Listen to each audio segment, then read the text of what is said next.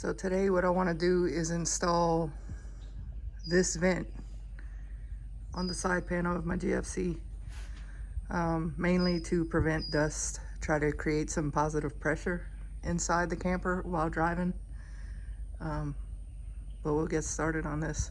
There's a template that comes with the vent. I went ahead and laid that out and drew my lines where I'm going to need a drill, and I'll continue the video after it's done. So I have the hole cut.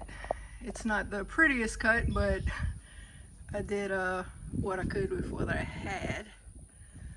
But yeah, that's what it's gonna look like. Just take your time and file it down.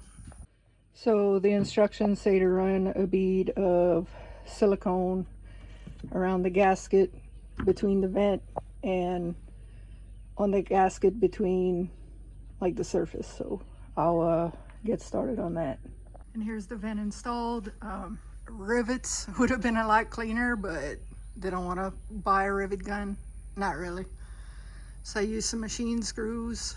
One of the heads on one of them snapped.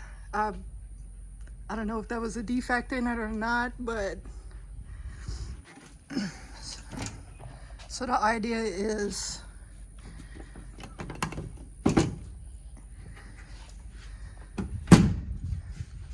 you could have the vent open this way,